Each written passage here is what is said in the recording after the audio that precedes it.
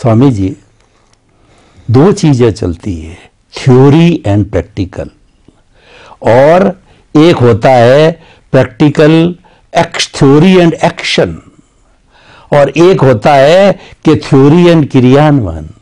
कहने का अर्थ है कि एक तरफ तो सिद्धांत है और दूसरी तरफ उसकी एप्लीकेशन है।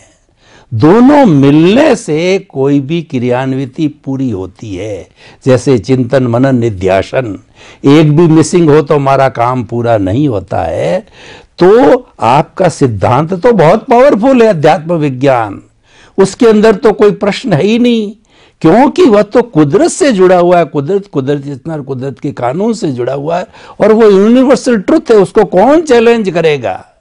यूनिवर्स को तो कोई चैलेंज करता नहीं, भगवान स्वयं भी उसी यूनिवर्स में रहते हैं, उसी यूनिवर्स से जीते हैं, उसी यूनिवर्स का पालन करते हैं। तो सिद्धांत में कोई क्वेश्चन नहीं है।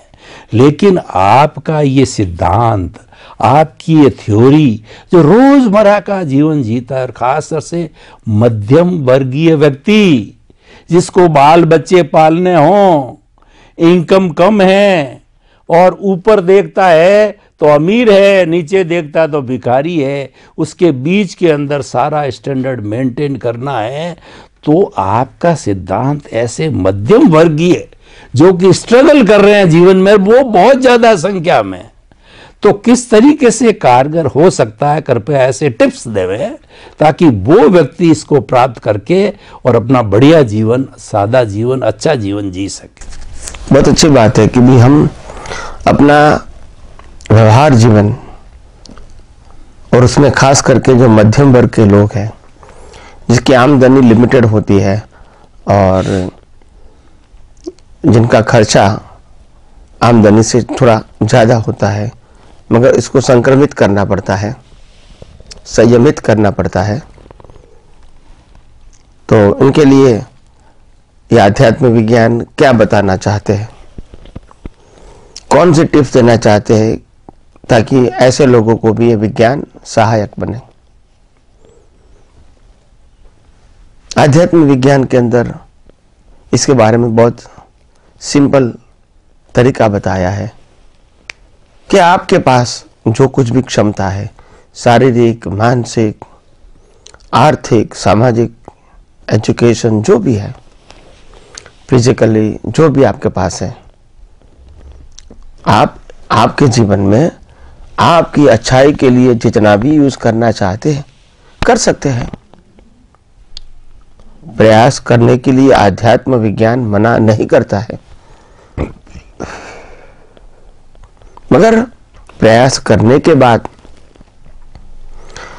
जब आदमी को सफलता नहीं मिलती है तो वो निराश और हताश हो जाते हैं, डिप्रेस हो जाते हैं। कभी कभी जीवन में से इंटरेस्ट भी चला जाता है, ऐसा होता है। वहां अध्यात्म विज्ञान काम में आता है। अध्यात्म विज्ञान ये कहता है प्रयास ही जीवन है, सफलता निष्फलता जीवन नहीं है। प्रयास ही जीवन है। भगवान श्री राम ने भी रावण को समझाने का प्रयास किया था, सफलता नहीं मिली। कृष्ण भगवान ने भी दुर्योधन को समझाने का प्रयास किया था, सफलता नहीं मिली। और भगवान श्री महावीर ने भी गोसालक को समझाने का प्रयास किया था, सफलता नहीं मिली। उसका मतलब यह नहीं कि उन सब व्यक्तियों का जीवन असफल था, निराशा थी, ऐसा नहीं था। प्रयास करना हमारा कर्तव्य है, हमारी सूझबूझ, हमारी क्षमता, हमारे संजोगों के मुताबिक हमको प्रयास करना चाहिए, उसमें कोई मना नहीं करता है।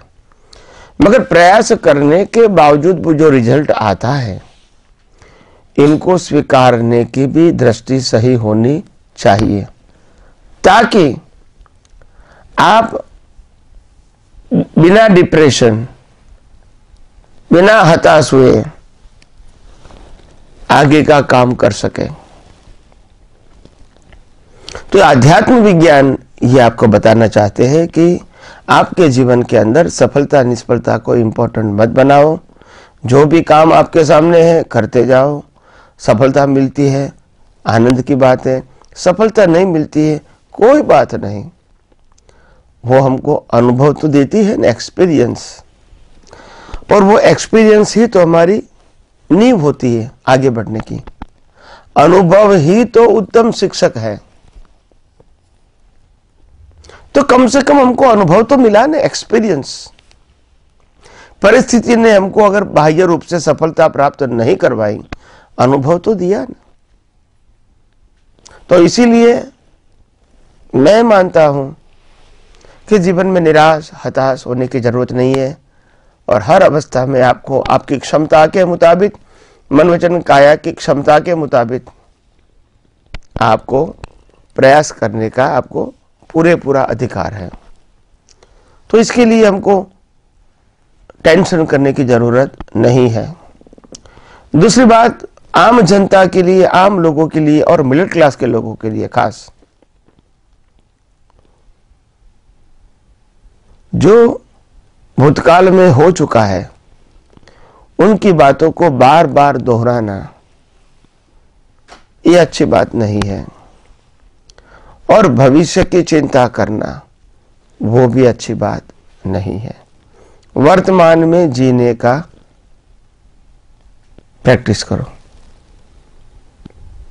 कई लोग मेरे को कहते हैं कि स्वामी जी, जब पास्ट में कुछ हो गया है अच्छा बुरा तो याद तो आएगा, ऐसा थोड़ी है कि हम उसको भूल जाएंगे। तो आप कहते हैं कि पास्ट को याद नहीं करो, फ्यूचर को याद नहीं करो, मतलब क्या है? मतलब बिल्कुल साफ है।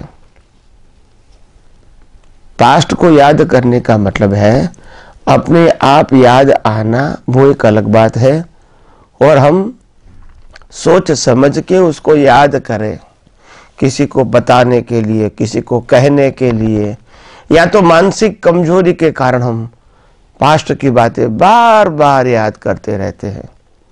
तो इन लोगों के लिए यह अध्यात्म विज्ञान ये बताना चाहता है, don't think too much about past. कोई अच्छी बातें याद आती है जो हमको आज एनकरेज करती है, अच्छी बात है,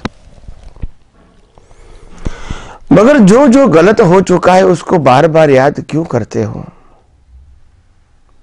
मुर्दे को जिंदा क्यों करते हो?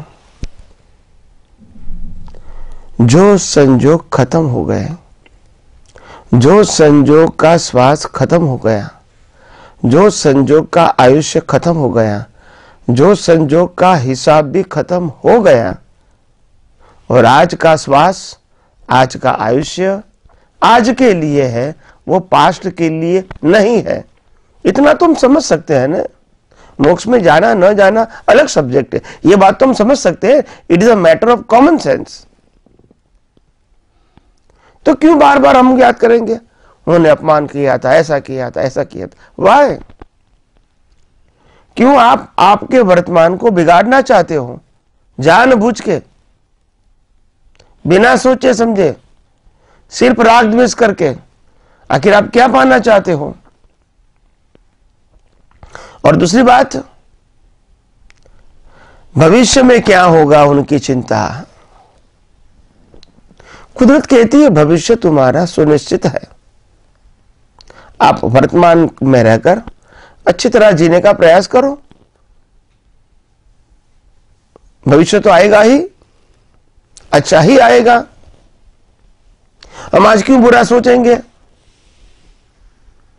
क्या एक व्यक्ति का एक्सीडेंट हो गया, वो हमने देखा, तो हमको भी यही सोचना है कि हमारा एक्सीडेंट हो जाएगा तो? एक व्यक्ति मर गई हमारे सामने समाज में, हम यही सोचेंगे अगर मैं मर जाऊंगा तो? ये कोई सोचने की बात है? जीवन के अंदर जो कुछ भी संजोग लेकर आए अवस्था के रूप में, वो तो आएंगे और चले जाएंगे। वर्तमान क्यों बगाड़ते हो? Live in a present all the times as far as possible. जितना हो सके इतना वर्तमान में रहने की कोशिश करो। इसी में ही आपकी भलाई है, यही आपकी महानता है। और महान पुरुषों को महान इसीलिए कहते हैं, वो हर समय वर्तमान में ही रहते हैं। उसका मतलब ये नहीं कि उनका पास्ट नहीं है या तो फ्यूचर, पास्ट नहीं था या फ्यूचर नहीं है, दोनों है, मगर वो जीते हैं वर्तमान में। देखो सिंपल बात यह है कि आज की घड़ी जो है, time, you enjoy this moment because of no suffering. मगर हम यही आनंद की घड़ी को शोक में बदल देंगे। 5 साल पहले ये व्यक्ति ने ऐसा किया था, वो याद कर दिया आपने, और याद करके इन्वॉल्व हो गए, तो ये घड़ी आपकी बिगड़ गई। अभी तो कुछ है ही नहीं, सोच के आपने बिगाड़ दिया। आपके जीवन में एकदम शांति है, फिर आपको न्यूज मिला कि आप पड़ोसी को, किसी को कोविड हो गया है और वो मर गया। फिर आपके दिमाग में आया, अगर मेरे को होता तो मेरा क्या होगा, मेरे परिवार का क्या होगा। ये सोचने की बात है, ये ओवर थिंकिंग है। ये जरूरी नहीं है, वर्तमान में रहो, जो भी है इनका स्वीकार करो, कौन मना करता है। मगर हम तो भूत और भविष्य को याद करके हम अपनी वर्तमानता को खो देते हैं। और महान पुरुष जैसे राम, जैसे कृष्ण, जैसे महावीर, ऐसे हजारों ज्ञानी अनुभवी हो गए। उन्होंने यही बताने की कोशिश किया, live in a present all the times. जितना हो सके इतना वर्तमान में जीने की कोशिश करो, ताकि वर्तमान है वो आपके सामने वास्तविकता है, भूत भविष्य वास्तविकता नहीं है। तो सोच सोच कर वर्तमान को बिगाड़ने की कोशिश मत करो, यह अध्यात्म विज्ञान कहता है। दूसरी बात, यह अध्यात्म विज्ञान ये भी कहता है कि आपके जीवन के अंदर अगर शांति चाहिए, समाधान चाहिए, स्थिरता चाहिए, तो एक बात जरूर ध्यान रखो, भले मुक्ति की ओर आगे बढ़ना है या न भी बढ़ना है, मगर कुदरती कानून और कुदरती रचना को समझने की कोशिश करो, ताकि आपके जीवन में से भीख और भय समाप्त हो जाएगा, ताकि आपके जीवन में कर्तापन और मालिकीपन की दृष्टि समाप्त हो जाएगी। आप हमेशा वर्तमान में रहोगे, वही खुशी की बात है। हम कभी कोई चीज का एनालिसिस नहीं करते हैं। जीवन में हाथ पांव की तकलीफ कितने टाइम आई होगी? 50 साल, 17 साल की उम्र में 1 बार, 2 बार, 5 बार, 10 बार। और इनका सफरिंग का पीरियड कितना होगा? एक दिन, 2 दिन, 5 दिन, 10 दिन, 15 दिन। तो टोटल करेंगे हमको तो पूरी लाइफ में, अभी एट द एज ऑफ 60 और 70 तक हमने टोटल आउट ऑफ 70 ईयर्स 100 साल, 100 डेज की भुगतान की होगी। मगर उनकी यादगिरी पूरी लाइफ में रहती है। बस ये आपकी अज्ञानता है। 100 आवर्स जो आपको भुगतान हुई वो करेक्ट है, क्योंकि वो तो कंपलसरी है। मगर 100 आवर्स के भुगतान को 100 टाइम याद करना वो जरूरी नहीं है। अनकॉमन सेंस है, अननेचुरल है, वो नेचुरल नहीं है।